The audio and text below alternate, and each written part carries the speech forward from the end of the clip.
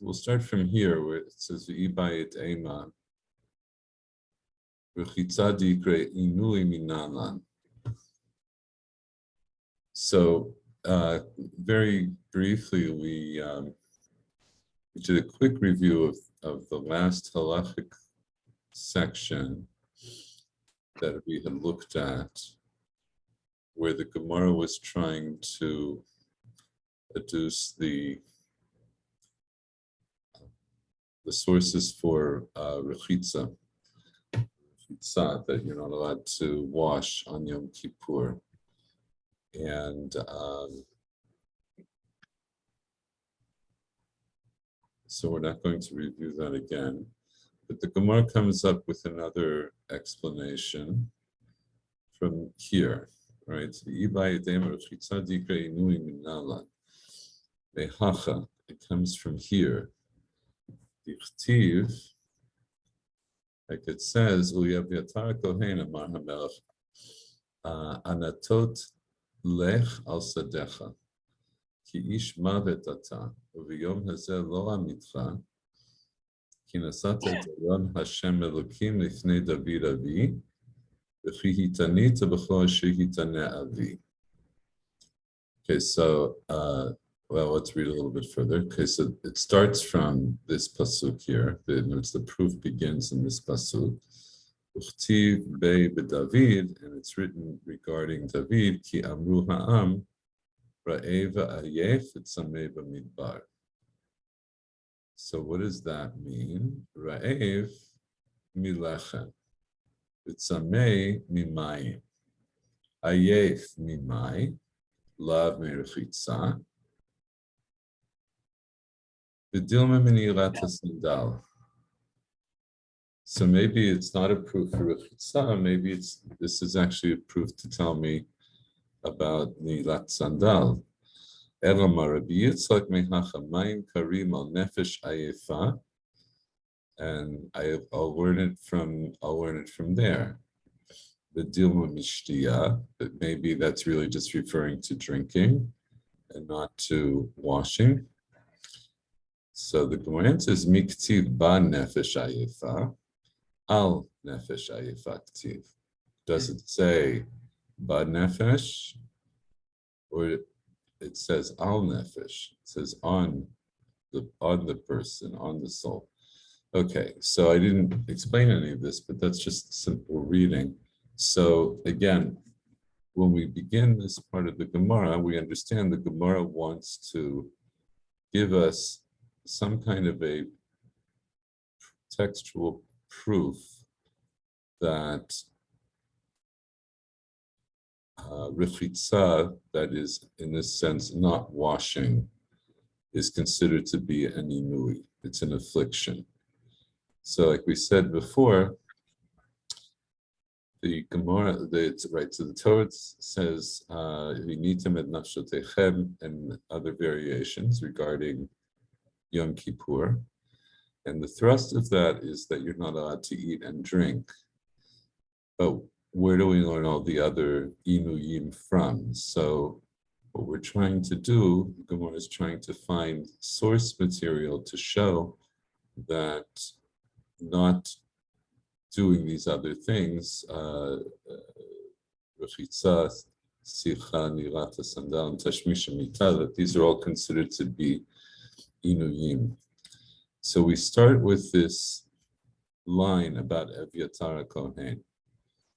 So, okay. So Michael Werner, you say you did some preparation. So this particular pasuk, which comes from Lachim Aleph, who says this, and in what regard? This is Shlomo speaking to Evyatar, who had chosen the wrong side in this succession crisis. However, because he had been with his father David in the desert, his wanderings in the desert, based after Shaul had killed off all the other priests in the community, he basically says, go to Antot and stay there. So I mean, I'm not gonna. You're not going to get other penalty, for having sided with Adonijah, but I basically want you out of the way. Very good. Basically, yes. So before David dies, as Michael correctly points out, there is a succession crisis, which is brought about when Adonijah essentially positions himself to be the next king, even before David has died. And Shlomo's mother intercedes on his behalf and gets David to fulfill his promise that Shlomo is going to be the king. And before David dies, we'll just take a moment and remind ourselves of this part of the story. So I'll also just point out the fact that I'm going into this in any depth is not immediately relevant to our question. That is, what's our question? What are we trying to prove in the Gemara? We're trying to prove that this particular description of the afflictions in the desert includes, or the third part of this three-part description of the afflictions of David and his band of the desert refers to Rechitza. Okay. Actually, so in other words, what we're trying to prove is that not washing is considered to be an inui. That's all we're trying to prove. But to incorporate what you said, the way the Gemara wants to prove it is by using terminology that they find in this story that has to do with David and Evyatar. So we begin not from the story of Evyatar himself, but we begin much later on, and the story goes. This part of the story begins in chapter 2 of Melachim Aleph, before David dies. Like Kravuya made. Oh, wait 1 second.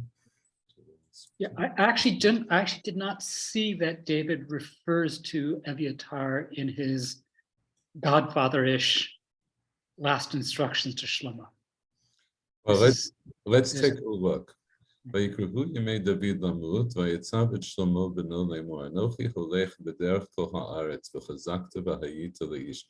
By the way, there's a terminology that we use for this. This is what David's instructions are, tzva'ah. So tzva'ah is also used in modern Hebrew, and it means a will. It's his will. It's his last will and testament. So it's from the word tzivui. It's a tzva'ah, tzadi vav vav aleph hey. This is basically David's tzva'ah to Shlomo. It says, I'm going in the way of all the land. In other words, I'm going to die. So be strong and be a man. ושמרת את משמרת השם אלוקיך ללכת בדרכיו, לשמור חוקותיו, מצוותיו ומשפטיו ועדותיו, ככתוב בתורת משה. So keep all of the Torah, למען תשכיל את כל אשר תעשה, so you will succeed in everything that you do, ואת כל אשר תפנה שם, in everything that you refer to there, or push, or turn to there. למען יקים השם את דברו אשר דיבר עלי לאמור, אם ישמרו בניך את דרכם ללכת לפני באמת, בכל לבבם ובכל נפשם, לאמור לא יכרת לך איש מעל כיסא ישראל. So you need to continue in this way, and the way is the way of the Torah. You have to keep the mitzvot in order to fulfill God's word that he spoke to me, that if your children keep your way to go before me in truth with all of their heart and all of their soul, he saying, as part of what he said, that lo yikaret lecha ish me'al kisei Yisrael. No man will be cut off for you from the throne of Israel. So the agreement, the brit essentially that David has with David was a brit that said that David will, all David's family, right? David's line. progeny will always have the throne, but it was contingent on them following the Torah. So the first part of the tzva'ah is the most important and the most basic, and that is you need to follow the Torah. That's without a doubt the most basic thing, because Almanat Ken, the line will continue.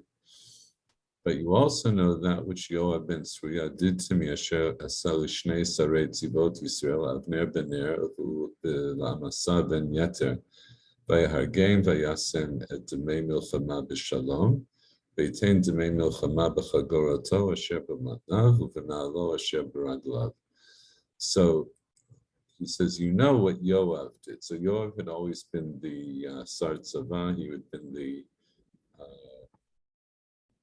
commander of the army, and he did things that David was very unhappy about. And one of them were, the main things were that he killed Avner. He killed Avner after, essentially right after David had come to an agreement with him. Avner, who was Avner? Do you know? Avner was the commander of Shaul's forces. Yes, and so he continued in that position even after Shaul and Yonatan died, and even after it was clear that the succession was going to go to David, but for several years he still carried on with leading the family of Shaul's forces. And after David and Avner had come to an agreement, Yoav assassinated him. And it was a big deal. And actually, David had to publicly make sure that everyone knew that this was not on his command. And he warned Avner, and he made sure that everybody understood that this was not what he wanted. So Yoav proved himself to be not entirely reliable as far as David was concerned, that he didn't always do what David wanted, but these things also just went over the line.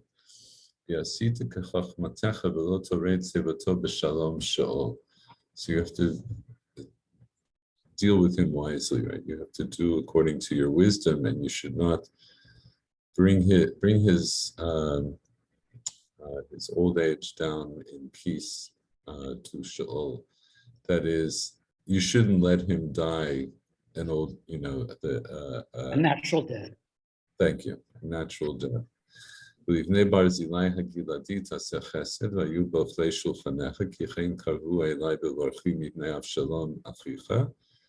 have to treat Barzilai Hagiladi with kindness, because he essentially, took my side and took care of me when I had been running away from your brother Avshalom.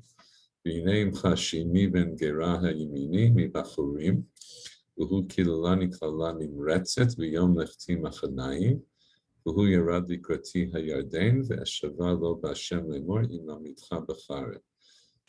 when David also was in flight, Shimi ben Gera cursed him, and David essentially promised that he would see him killed by the sword.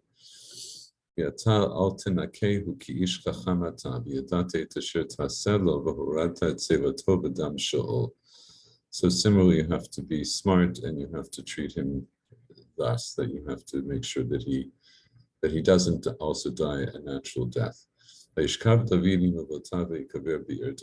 that point, David dies, and as Michael pointed out, he does in the version of the Tzva'ah that we see, he doesn't mention Evyatar. But what we see is what do all these things have in common that David is telling Shlomo? Basically rewarding his allies and taking care of people who are not trustworthy, or people who have, people who crossed him, people who crossed him in some very important and arguably elemental way. So, so then David lies with his fathers, he dies, and he is buried in the city of David. So,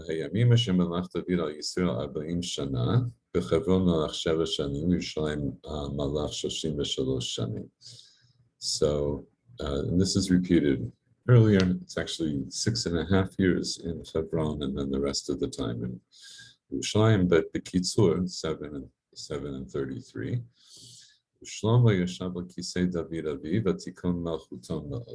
So now Shlomo sits on David's throne.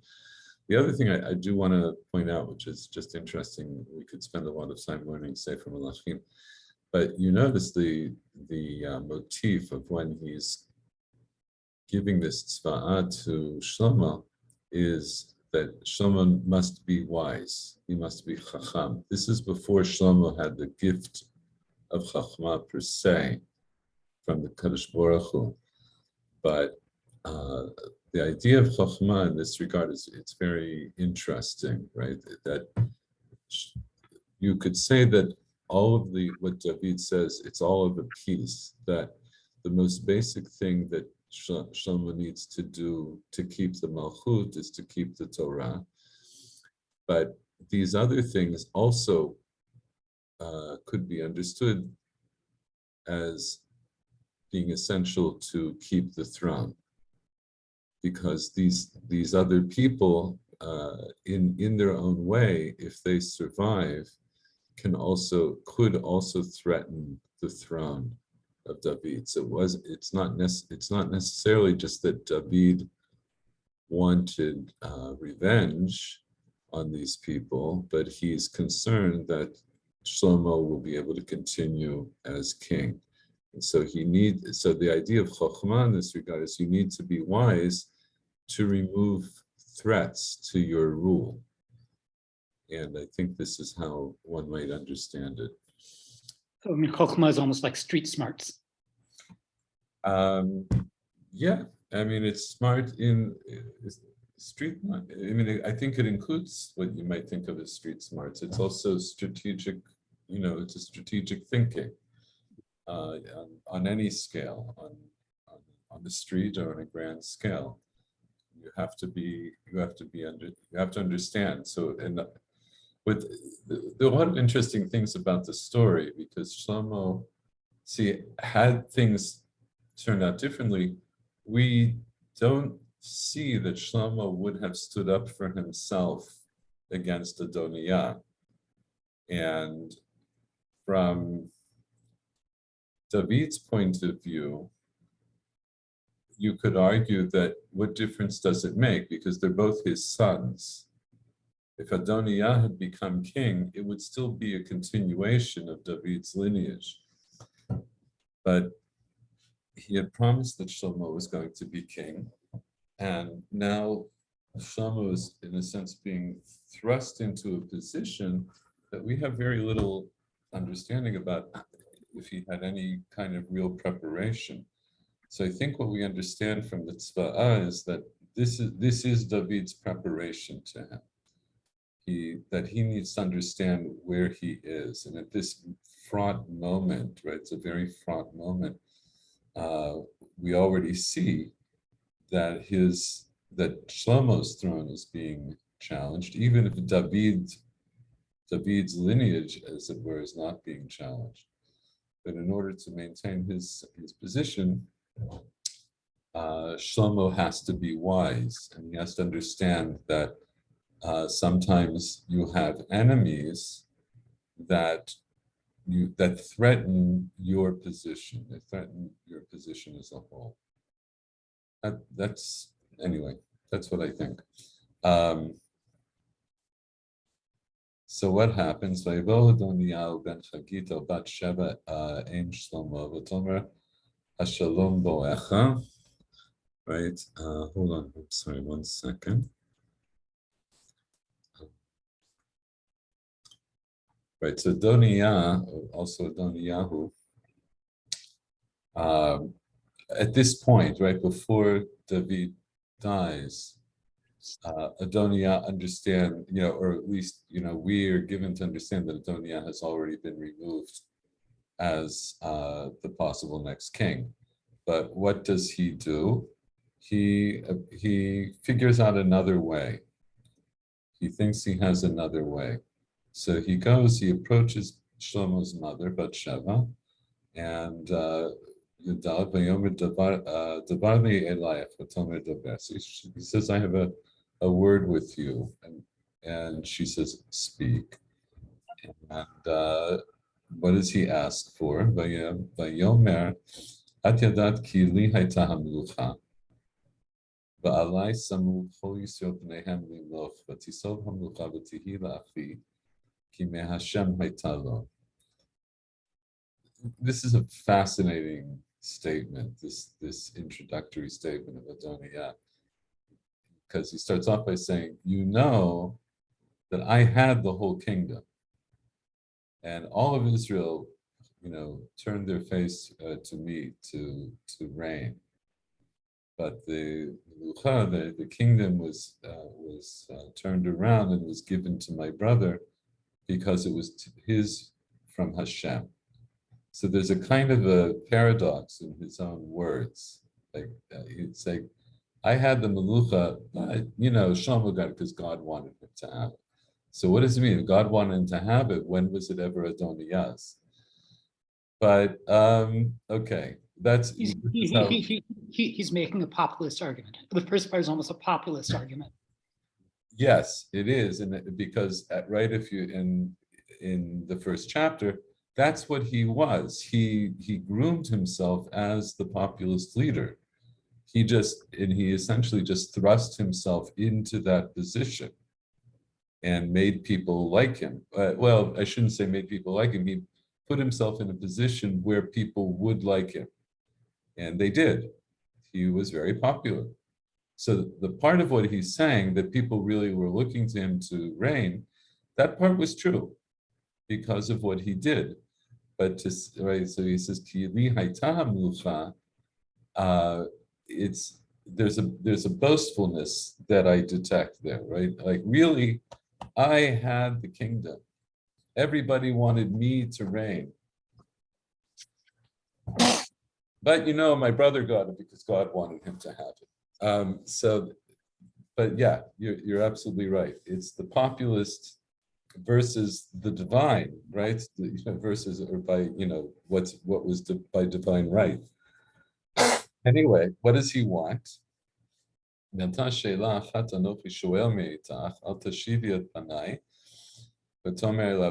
says, I just want one thing, or as we would say in more modern parlance, I'm just asking you one little favor. I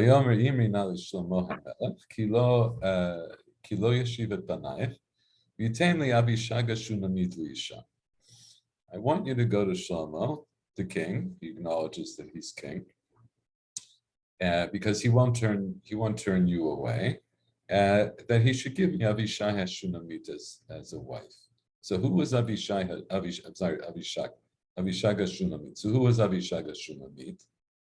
So she was the young woman who was given to David in his advanced old age, basically to warm him up.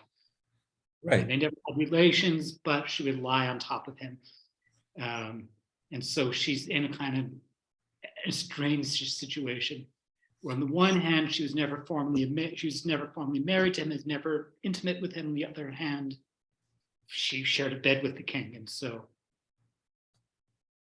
Right, exactly. You summed it up very well. She's in this kind of position because had she married the king formally, then what? Would Adoniah have been able to ask for her? No, absolutely not. So absolutely not, right? That certainly was offhand. So Adoniah is looking for this loophole. He's taking after Reuven with Zilpah or Bilhah. I can't remember which. Maybe. But I guess not because there's Abishag Hashumi, which Abishag was actually not even a concubine. yeah, I don't think, and it wouldn't be taking after, because in any event, Reuven does what he does without any kind of permission at all. Adoniah here is looking for permission, and he's looking for permission from the king. But he doesn't address the king directly because he understands that his position now with the king is not going to be favorable. But he thinks if he goes through the king's mother, then he has a chance of getting what he wants. So why does he want Abishag Shunamit as a wife? That's exactly what I was going to ask. Is why does he want her as a wife? No. So what would you think? In some sense, he would be symbolically the king's successor. I mean, in some sense, we're giving him sort of a sideways claim to the throne. Yeah, also I say very well put. That is, this is his way of trying to, of doing something which will where he can publicly show himself to be like David, to be David's successor.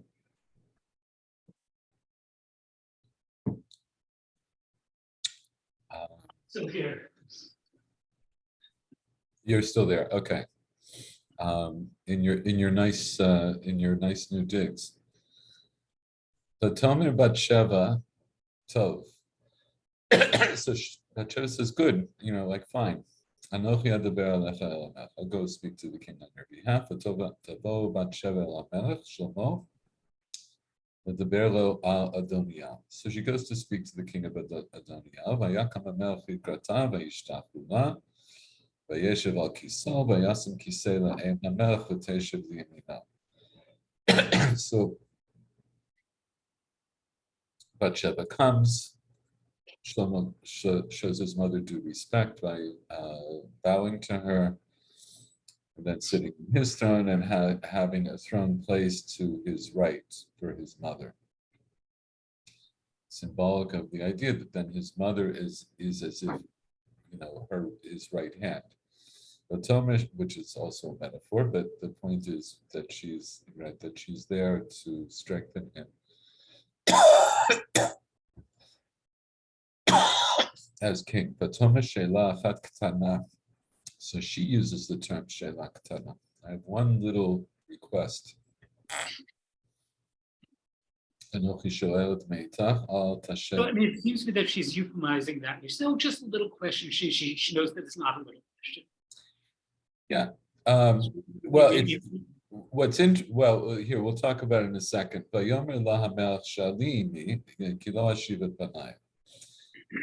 So you can ask me. You go ahead. Ask me, mother, because I will not turn you away. V'tomer yutan et Abishag Shunamit Adoniah achicha lo yisha. So then she says it. I want Abishag Shunamit given to your brother Adoniah as a wife. Vayan hamel Shlomo vayomer limo v'lama at shoat el Abishag Shunamit LaAdoniah v'shali lo et hamlucha ki hu achi hagadol mimeni v'lo le'Evyatar Kohen u'Yoav ben Tzruya. So what does Shlomo say? Why are you asking for Abishag Shunamit? Just asking for the whole kingdom. In other words, Shlomo understands immediately that this is a subterfuge of Adoniah to take over the kingdom. And he emphasizes, he is my elder brother. In other words, in what one might have normally thought of as the lines of succession, Adoniyahu had precedence. And if he takes Abishaga Shunamit, that's a sign that he, in fact, is the successor. And what's the point? Even though David has made it clear before he died that Shlomo was to be the successor, but everybody knows, all of these players understand that the king at this point, Shlomo's position is precarious. We can look back, just to look at David's accession to the throne. It took him 6.5 years before he takes over the throne from Shaul, even though he had been anointed by Shmuel Hanavi, even though he was also actually very popular. These things were not, as we say, muvan me'elav, even with God's direction, that it should be a certain way. So Shlomo now is newly the king, and we can also go back even further when you go to Shaul. Shaul is anointed to the throne. But basically, he's not really accepted widely as king until the first big battle that he leads against the Plishtim. And that's actually, I don't remember now. I think it was like 3 years later. I have to check. People knew that he had been anointed, but so what? And Shaul doesn't become king until he demonstrates leadership in joining together the forces from all 12 tribes in a very forceful, very leaderly kind of way. David doesn't become king until after things that are ultimately settled between him and Avner, so that Avner gives way and brings the Shaul loyalists on board.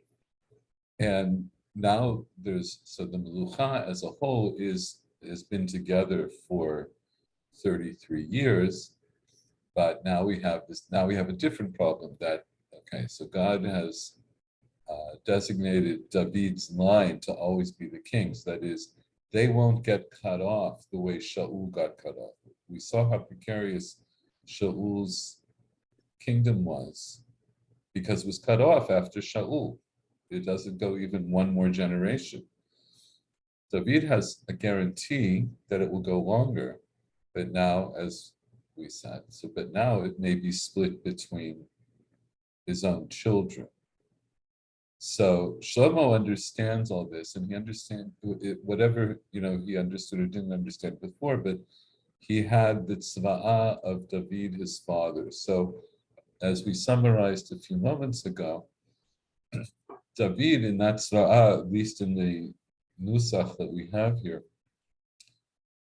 doesn't necessarily detail every single thing that Shlomo will have to do in order to maintain his leadership, to maintain the kingdom. But like we said, there's a mechanen shutaf, there's a common denominator to all the things that he told Shlomo. Basically, Shlomo has to be wary of anyone who could challenge him sitting on the throne. What's interesting to me about the story is how naive Bathsheba seems to be. I've always found that quite striking because it seems obvious Adoniah's move here seems obvious, but and remember, it was only because of Bathsheba that Shlomo becomes king, because she goes to David after Adoniah has presented himself as if he's already the next king, and she makes David adhere to his promise. But I'm wondering, I mean, one could make an argument that she's not being naive at all. Okay. That she can't tell Adonia no. And she doesn't want to be in the position of being an informer. So she base relays the request, knowing full well how Shlomo was going to respond. Maybe, could be. You may be right. Just I don't see so much of an indication to that. But what I will point out is when we look in, maybe we should have done the whole first chapter too. But in the first chapter, it's Bathsheba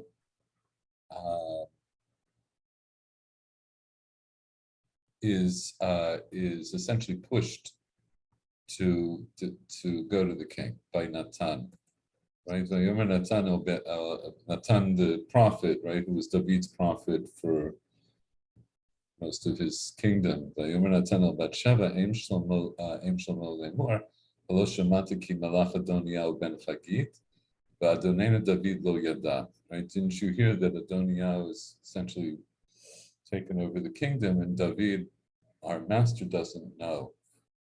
I'm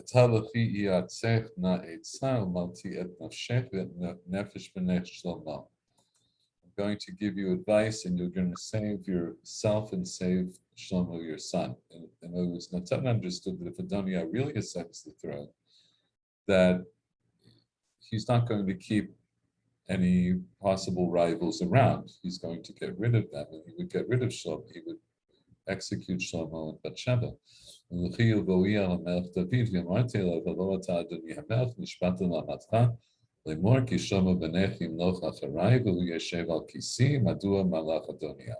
You have to go. So he tells her what to say. So even then, we see in the first chapter, there's a certain kind of naivete to Bathsheba, either naivete or maybe a reticence. You can interpret that how you want, because we have like a very limited number of psukim that deal with it. And Natan sets the whole stage. He says, he's going to stage the whole thing. I want you to go tell the king what's going on, right? Because David is old and feeble now. And he doesn't realize what's happening. So you have to go and hold him to his promise that he swore that Shlomo was going to reign after you. And while you're talking to him, I'm going to come in after you, and I will fill your words, or like fill out your words. And that's what happens. So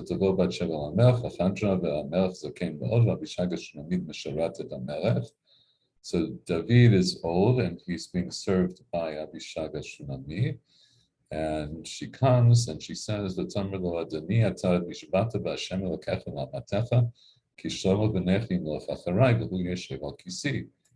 You swore to me, your maidservant, that Shlomo, your son, is going to reign after me, that is after you, David, and that he would be sitting on the throne. Malach, and here Adoniah is king, right? He's reigning as if he is king.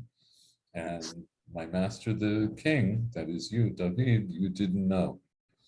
And then she describes a little bit about what he did. Vayizbach shor umri v'tzon larov, vayikra l'chol b'nei hamelech, el Aviatar hakohen, u'Yoav sar hatzava, v'Shlomo avdecha lo kara.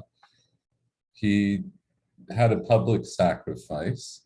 He called all the other sons of the king, and Aviatar HaKohen, and Yoav Sar HaTzava, and Shlomo, your servant, he didn't call. So yeah, doing this sort of out of order. But the point is, this is an accurate, representation of what happened. Why was it important for Adoniah to call Aviatar and Yoav to be with him? I mean, they basically represent sort of two of the centers of power in the kingdom. The priesthood on the one hand and the army on the other. Yeah, these are the powerful people, and in order for him to reign as king, he needs to have both of them. he needs to have someone who's going to act as the high priest and someone who is going to be in charge of the army. So Yoav, both of these people, he didn't pluck them from nowhere. Yoav is very well known, and Abiatar by then is also well known. And it's also interesting that all of the other brothers seem to get in line behind. Yeah, in other words, apparently the other brothers don't see themselves as being in the line, in that, the immediate line of succession.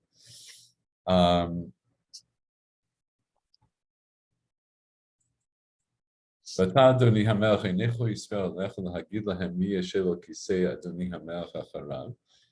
now everyone is looking to you to say who is going to take your place. Right?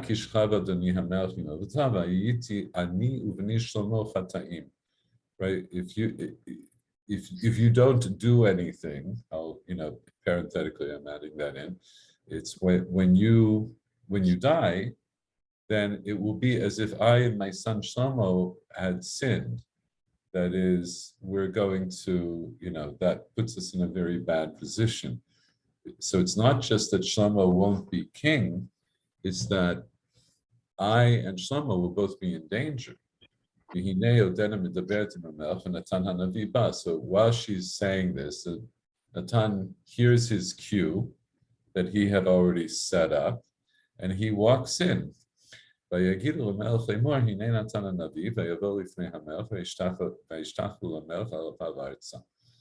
he's announced, and he goes. He bows before the king. Vayomer Natan Adoni HaMelech, Ata Marta Adoniyahu Yimloch Acharai, V'hu Yeshev al Kisi. Ki Yarad Hayom V'Yisbach. Right. In other words, did you say such a thing, that Adoniah is going to reign, after me, and that he will take the throne? And then he repeats that what happened. Ki Yarad Hayom V'Yisbach Shor Mari Utzon L'Rov V'Yikrachu B'nei HaMelech U'Sarei HaTzava U'Eviatar HaKohen V'Hinam Ochlim Mishatim Lefanav V'Yamru Yechi HaMelech Adoniyahu. And everybody called out, "Long live Adoniyahu, the king." V'li ani avdecha, and me, I, your servant, u'litzadok HaKohen, u'livnayahu, who had also been the Asar Tzava for David, Ben Yehoyada v'Shlomo avdecha lo kora. He didn't call any of us. In other words, we're the, I don't want to say we're the alternate government, and none of us were called. None of us were called.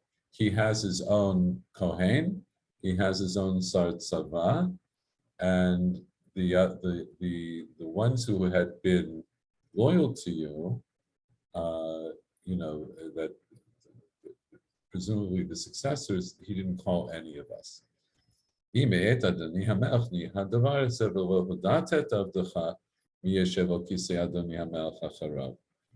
so maybe this is something that the king had willed, and just like you didn't get around to telling me that you want Adoniah to be the next king. So he says, call Bathsheba. So presumably when Natan and Navi walked in, then Bathsheba must have withdrawn, Yesh Lomar, and he says, bring her in. And Vayishava HaMelech Vayomar Chai Hashem Asher Padad Nafshi Mikol Tzara Ki Kasher Nishbati Lach V'Hashem Elokei Yisrael Lemor Ki Shlomo V'nech Yimloch Acharai V'hu Yeshev Al Kisi Tachtai Ki Kein Eseh Hayom Hazeh. So David swears. He swears now when it's important, not many years ago when Shlomo was born. Now that it's important, he's openly swearing that Shlomo has to be king. Vatikol Bathsheba apayim eretz v'tishtach l'melech v'tom yechi Adoni hamelech tavid li'olah. So, Vayomer hamelech David kiruli l'tzadok hakohen v'natan David v'yivnayahu ben Yehoyada v'yavo l'ifnei hamelech. So he calls in those three people. So presumably this happens a little bit later. ויאמר המלך להם קחו עמכם את עבדי אדוניכם והרכבתם את שלמה וניהו על פרדה אשר לי והורדתם אותו אל גיחון. So now David understands that Shlomo needs some kind of a public display to counter the public display of Adoniyahu. So he tells him that you have to arrange, he tells them that they have to go out, bring like trot Shlomo out in front of everybody. Ahapirda asher li, on my ass. So everybody understands that he's now taking my place. Like Rashi says, Ahapirda asher li, hu siman lo shimloch v'tfilat hagdula, she'en hadiot rochev al suso shamelech. Because a person, a non-royal, would not be allowed to ride on the ass of the king. Only Rashi says horse. No. It's also social, right? On the Rashi says horse. I'm sorry. Yes. In any event, right? But is a she mule. But in other words, that's the general rule, right? And that's also what you see. That's part of the story of Esther, right? That it's a great honor for somebody to ride on the horse of the king. It's not just it's a great honor; it would be absolutely forbidden for anybody else to do that, except under the direct direction of the king. Mashachato Sham Tzadok Kohen. So there has to be a public display where Tzadok anoints him, along with Natan HaNavi, Utkatem B'shofar v'martim Yepi HaMelech Shlomo. V'alitem acharav u'ba v'yashav al kisi v'hu yimloch taftai v'yotot tzivita yot nagid al Yisrael v'al Yehuda. So he has to come, he has to sit on my throne, and I have commanded that he will be now the Nagid, which is translated variously as like the prince or the leader or whatever, Al Yisrael Al Yehuda. So they go ahead and do that. Tzadok Kohen v'Natan HaNavi and the Benayo ben Yehoyada v'Kreti v'Pleti. Kreti v'Pleti, there are different interpretations of this. Chazal said this was the Urim V'Tumim. Vayakivu but it says earlier in Shmuel Bet that Benayahu was Mumunel Hakreti v'Pleti. It's an interesting discussion. We'll leave it for another time. Al Pirdat Melech David v'Yodlichu Tal Gichon. So they bring him to Gichon, where we know where this is, right? This is right next to the city. It's one of the exciting things when you read Tanakh. You say, "Oh, I know where that is." In some cases we don't know the exact location of like different towns or cities, but Gichon, we know where Gichon is. Vayikach Tzadok HaKohen and Karen Hashem and Mina'el. So Tzadok does anoint him. All of the people come up after him, and they make music. And they start to sing, and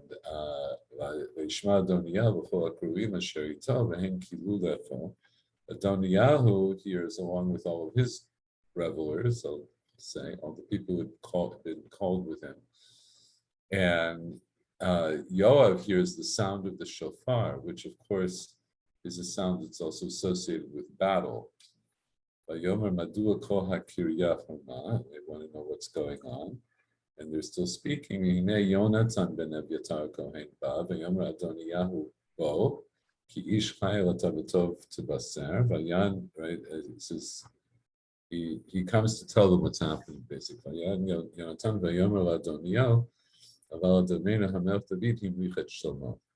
In truth, David has now formally recognized Shlomo as his successor.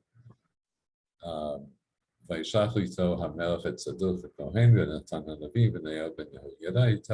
him the whole report, and he placed him on the tirda of the king.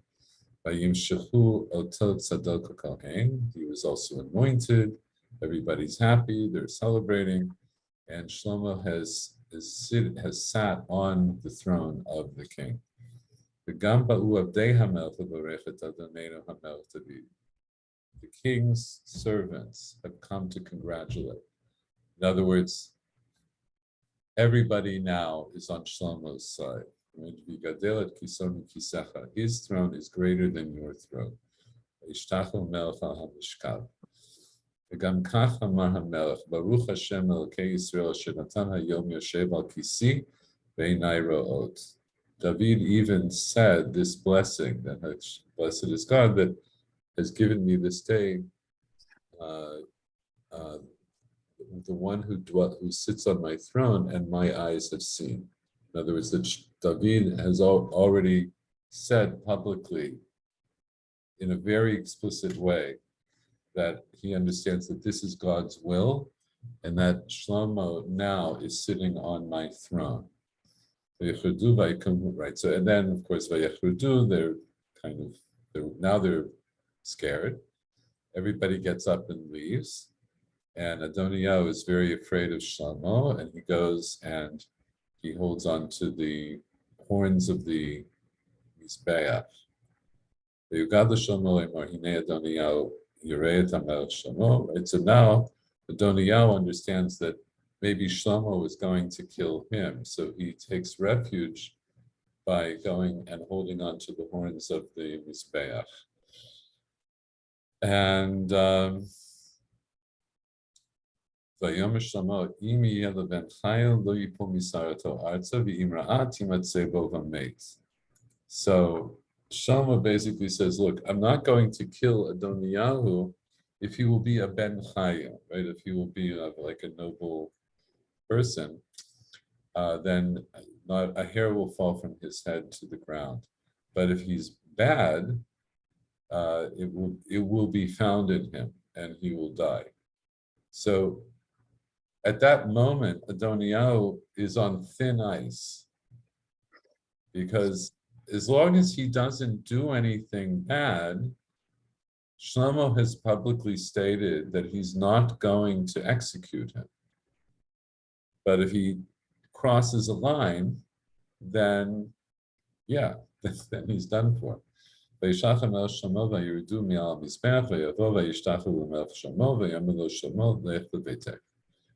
so they go, he's like sends for people, they get him down from the Mizbeach, basically says, you're fine. But obviously, he gets let off with a warning, as we say.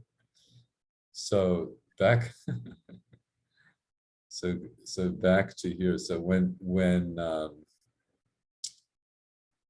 as soon as Shlomo heard that Adoniyahu has asked for Avishaga Shunamit, that's it. He crossed the line. I think it's also reasonable to think that Adoniyahu understood that this was a risky game. He must have understood that if Shlomo understood what he was trying to do, Shlomo already told him, you're going to die if you cross the line. Those are my words, not his, but from the pasuk that we just looked at. But Adoniyahu, I guess, feels it's worth the risk. But Shlomo catches on immediately. He understands in the same way that you don't sit on the pirdah of the melech unless you're the melech. You don't take any of the possessions that were peculiar to the king without saying that you're challenging the king himself. So, you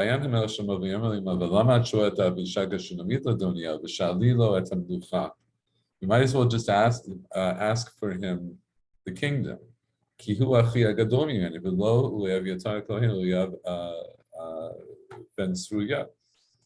In other words, might as well give this Torah away. Is that any way to speak to your mother? Anyway, I think. Look, I mean, this would be subject of much longer discussion. I think Bichlal, the character of Batsheva, is fascinating, from the very beginning when she's introduced in her relationship with David, and the whole thing is quite fascinating. But I mean, could an argument, I mean, Shlomo's almost, I mean, Shlomo's not a mamzer, but it's a thin line. well, no, by the time Shlomo is born, he's certainly not a mamzer because he's born of a Right, but okay, so he's Born born after- he's born long enough after the death, the deliberately engineered death of.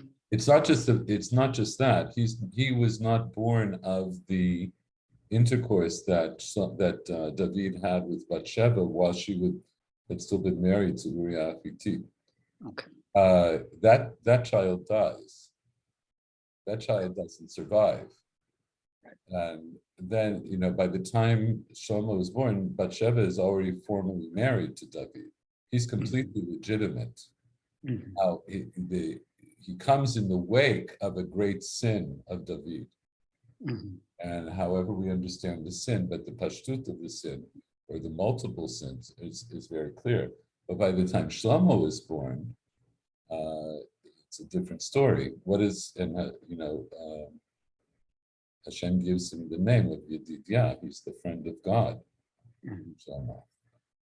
But the pregnancy that Bathsheba had when she was with David while Uriah was still alive, that pregnancy, that child doesn't survive.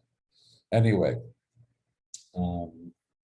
וישבע המלך שלמה בהשם לאמור כל יעשה לי אלוקים בכל יוסיף, כי בנפשו דיבר אדוניהו את הדבר הזה. So basically, I swear that Adoniah has spoken, what's the word, not at risk of, in other words, he spoke on his own life, right? In other words, now he's basically signed his death warrant. ואתה חי השם אשר הכינני ויושיבני על כיסא דוד אבי, ואשר עשה לי בית כאשר דיבר, כי היום יומת אדוניהו. Right? I swear that Adoniah is going to die today. וישלח המלך שמו ביד בניהו בן יהוידע ויפקע בו וימות. So he sends his son Benayahu to execute him. And that's what he does. He executes Adoniah. Now we get to the pasuk that we're interested in for Yom Kippur.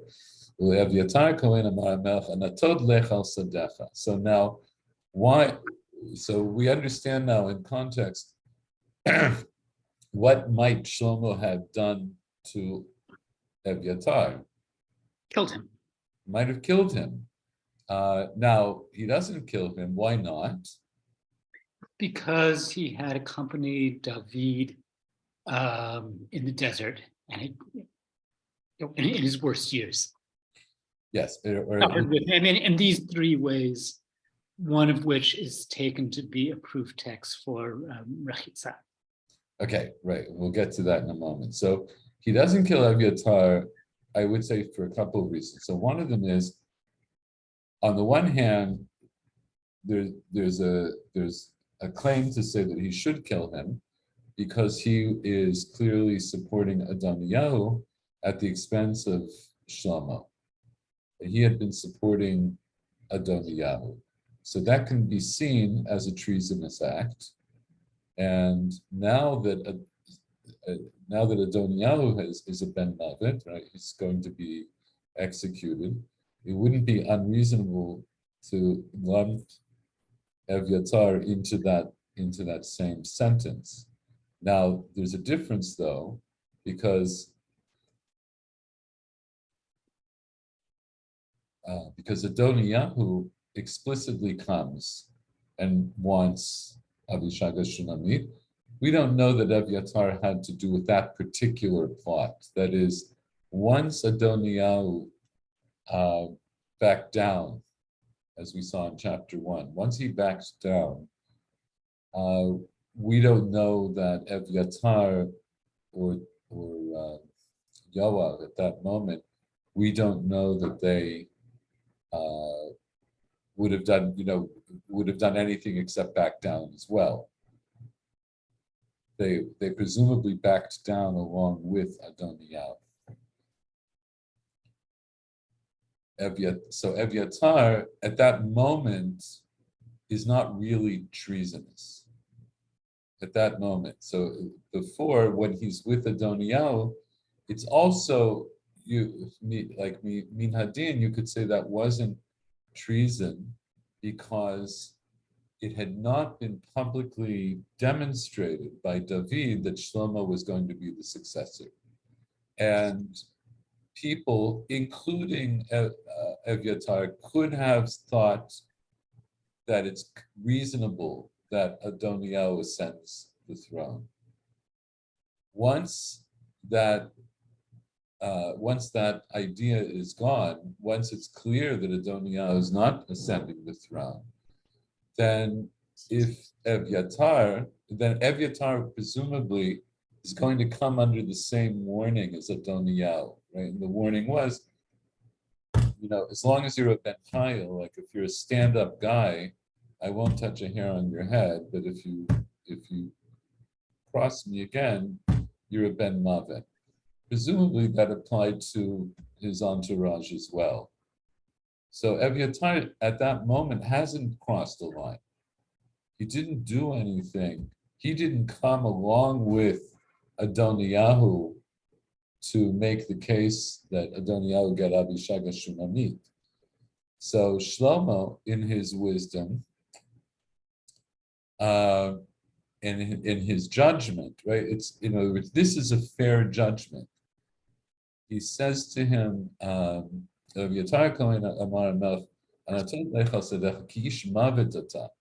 that is, technically, you're an ish mavet because of what you did so far. But I'm not going to kill you today. The reason he's not going to kill him is what you said. These two reasons, right? Because first of all, you carried the Aron of God, Lifnei David Avi, which is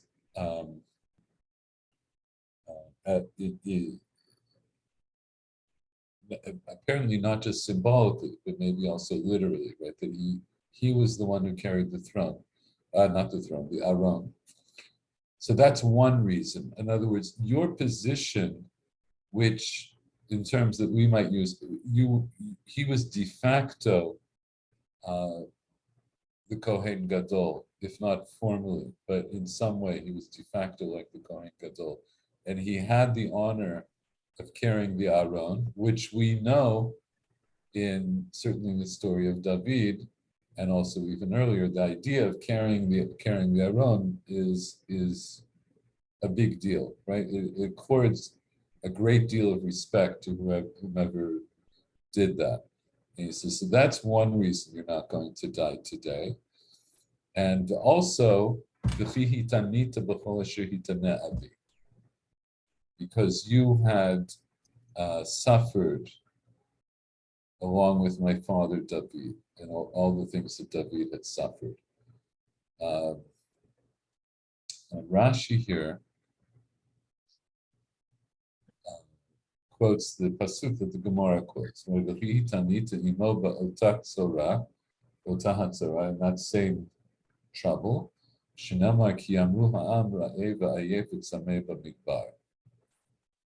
That's the pasuk that we have here in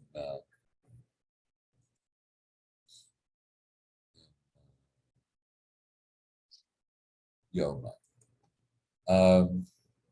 So what happens to Evyatar? He removes him from formally serving as a Kohen. To fulfill the words of God about the house of Eli in Shiloh. What were the words of God to Eli in Shiloh?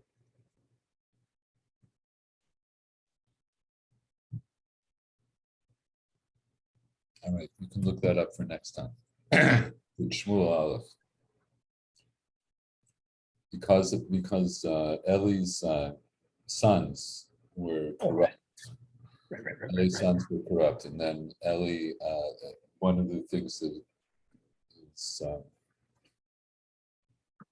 told to Eli is that his line is going to be cut off from the Kahuna. So Evyatar is now the last of that line, and he will no longer serve as a Kohen. And that's it. That's the end of Beit Eli.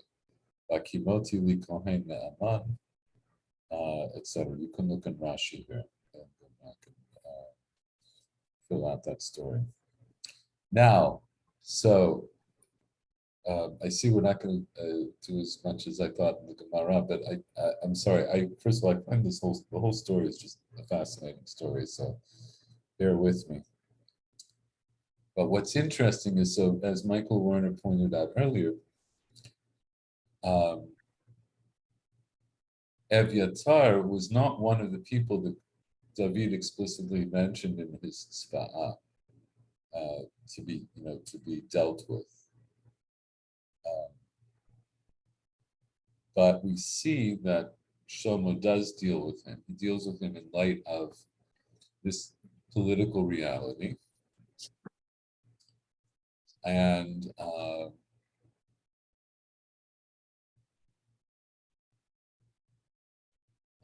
say something else, I can't remember. It will come back to me. But one of the people who is explicitly mentioned, of course, is Yoav.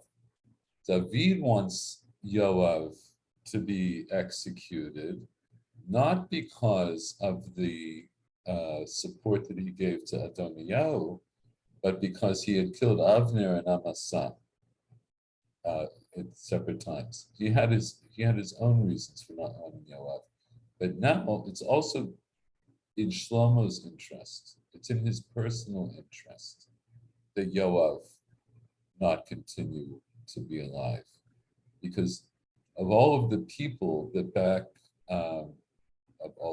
among the people who back Adoniyahu, Yoav is probably the most powerful, right? He's the biggest threat. He has commanded the army for decades. He is a well-seasoned militarist. He knows what he's doing. So first, Shlomo is Megaresh Evyatar. So this is the order of events. Once Adoniyahu has crossed the line and has put in this request through Batsheva to get Abishag Shunami, he's written his own death sentence, and Shlomo doesn't wait for anything else. He's going to take out his supporters. So he takes out Evyatar, not by killing him, but essentially by banishing him and removing his power in the Kuhuna.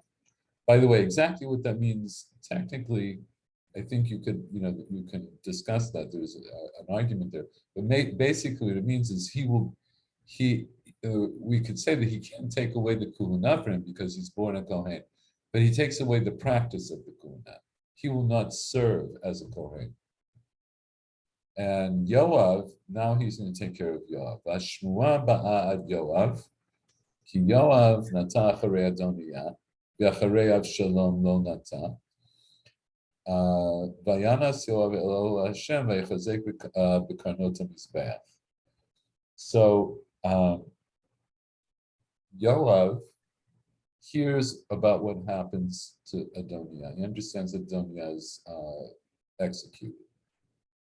And he knows that he has gone after Adoniya, even though he hadn't gone after Avshalom. In the threat against David by Avshalom, Yoav was still with David, but now he's supported Adoniya. Vayanas Yoav el Hashem v'yechazek b'karnot hamizbeach. So Yoav also goes to try to take refuge by holding on to the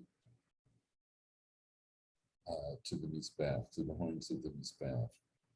Vayugad l'melech Shlomo kinas Yoav el Amalei v'hinei etzel hamizbeach v'yishlach Shlomo Benaya ben Yehuda lemor lech begabo. So he also dispatches Benayahu to go and execute him.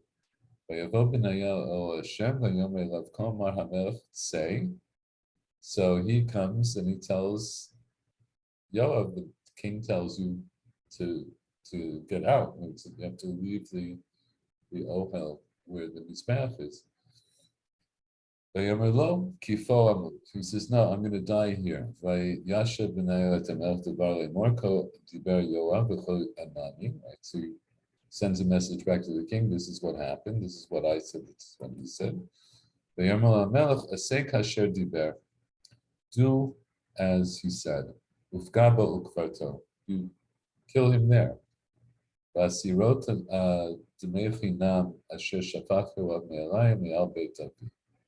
then you will remove the free. How you would say free here, right? That in other words, I don't know, what did they say? Innocent blood. All right, the innocent blood. In other words, it's blood that was spilled innocently. That Yoav had spilt. That is Avner and Amasa. That he's referencing because Avner and Amasa at the time they were killed were innocent. Umeal Beitavi. So you remove it from me and from the house of my father. So here, at this moment, so this is it's very interesting, right? Because David in his tzva'ah, he makes it clear that he wants Yoav to be executed. Shlomo, we already see how the wisdom of Shlomo here, as I say, even before he has received divine wisdom per se. But instead of just, like when David dies, instead of just killing Yoav, now he has a pretense because of his support for Adoniyahu, and the pretense is realized because Adoniyahu is once again trying to reach for the throne. And Yoav did not, I should also point this out, both Evyatar and Yoav did not do any public pronouncement to show their allegiance to Shlomo at the expense of their allegiance to Adoniyahu. So as long as they haven't, as long as they're still in this position, like they haven't done any kind of tshuva that would make Shlomo think that they wouldn't take the first opportunity to rebel against it. So now he has Yoav where he wants him, as it were. Now he can fulfill his father's wishes to have Yoav executed because of what happened with Adoniyahu, but he also is doing it clearly with the intent of fulfilling his father's wishes of having him executed for the things that he had done in David's time. All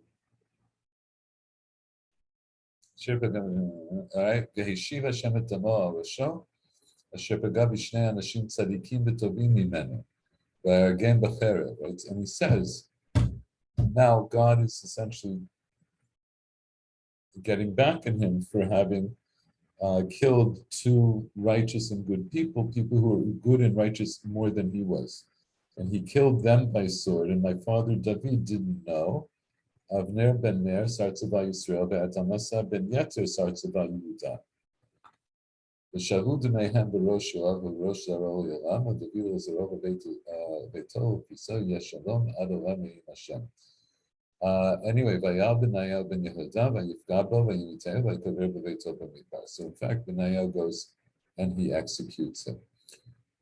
So definitely going a little bit further than I planned, but it's okay. So now Benayahu is formally put in charge of the army by Shlomo, and Tzadok Kohen, the king has placed now instead of Evyatar. He's placed Tzadok as being the Kohen Gadol. And then he goes and fulfills some of the other things that David wanted him to fulfill. So, all of this to say, again, quite fascinating. The whole thing is quite fascinating. It's a real study in political intrigue that's mixed with some important theological aspects. That is, that there's a relationship here, right? That ultimately God decides who's king, right? But each king also has to do what they have to do to maintain their position. So Shlomo is doing what he needs to do to maintain his position. Now that we said all this, I think we're gonna pick up from this next week, but yes. So let's just take a look quickly and we'll discuss the Gemara a little bit more next week. But now we understand. Okay, so the pasuk that's quoted is this idea that Evyatar, right? Evyatar is not going to be harmed because he had stuck with David, as Michael said, when David was in dire straits, and hitanita b'chol asher hitaneh avi. So he uses the term of inui, that you suffered, or right, that you suffered through an affliction with the affliction of my father. So what was the affliction of his father? What was that inui? So Uktib Bebe David, so now the affliction is described in Shmuel Bet, Perek Yud Zayin. Let's take a quick look there.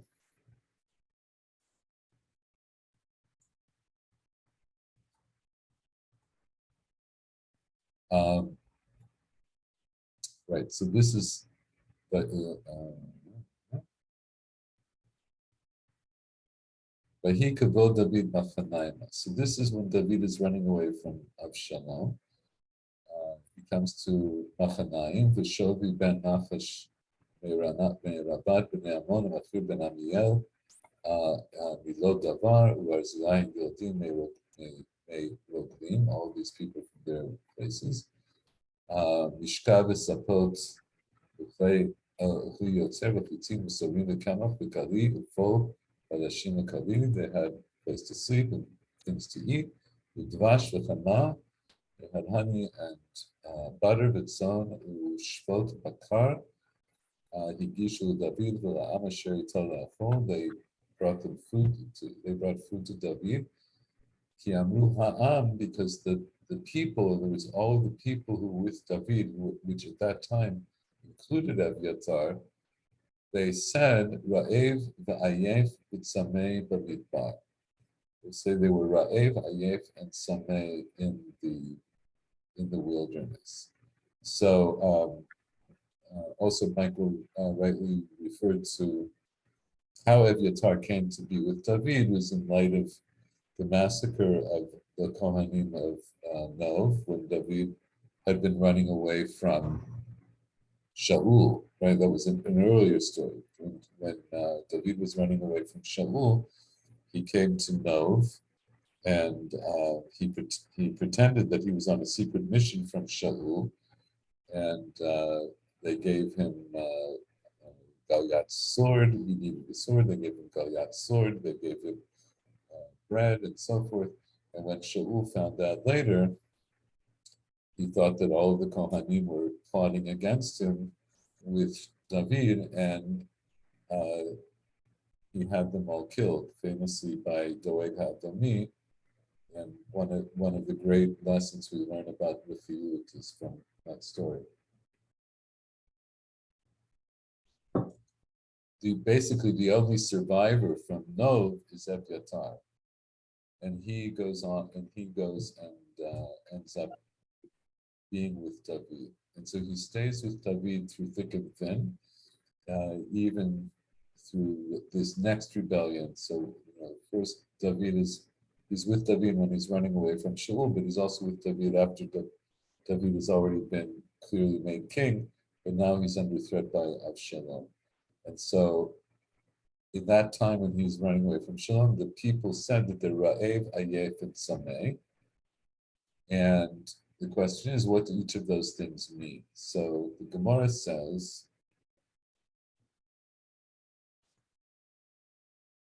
Ra'ev milachem, that they were hungry for bread. They were Sameh mimayim, they were thirsty for water. And Ayef. So Ayef is a funny word. We normally translate it as being tired, but it comes up in different contexts. So the Gemara wants to know what are they Ayef from? In other words, what is Ayef describing? Lav mi rechitza, wouldn't that indicate that they were suffering because they hadn't washed. Right? They were ra'ev because they hadn't eaten, they were sameh because they hadn't drunk, and they were ra'ev because they hadn't washed. So the Gemara pushes back and says, Dilma min yilata sandal. Maybe they were suffering because they were barefoot. They didn't have proper sandalim. So in other words, from there, I can't bring a proof. So all of that discussion we had about Eviatar, right? It was just because of that. In other words, we understood we're hanging the whole thing on the fact that Shlomo describes what happened in the Midbar as being inui. And then we go back to this pasuk that we just looked at now in Shmuel Bet to understand what was the inui. The inui was that they were ra'ev, tzameh, ayef. So we want to say that ayef means that they were ayef me'rechitza. We say, lavdafka. That's not such a hard fast proof. Yitzhak mehacha mayin karim al nefesh ayefa. I learned it from a different pasuk in Mishlei, where when it talks about cold water on a nefesh, for this purpose we'll say a person who is ayefa. It's like, right, so that would be a relief to a person who is ayefa. But maybe the nefesh ayefa there, maybe the mayin karim that's mentioned in this pasuk in Mishlei, maybe it means that the Mayim Karim is a relief to them because they get to drink the water. How do you know? It means that they're washing with that water. So the Gemara pushes back. Miktiv ba nefesh ayefa. Does the pasuk say like cold water in the tired soul? It says al nefesh ayefa. It's talking about cold water that was literally on the nefesh ayefa. So cold water on the nefesh ayefa indicates that water is what will relieve the ayefut. So the ayefut is something that comes about when one is not washed. We're going to go through this a little bit more. I think just to make a mental note on myself, a couple of things. You might want to take some time and see where the word ayef appears elsewhere and why it's not clear. You can do a search on, if you like Sefaria, if you like Ahmad Torah, you can do a search and see where the word comes up.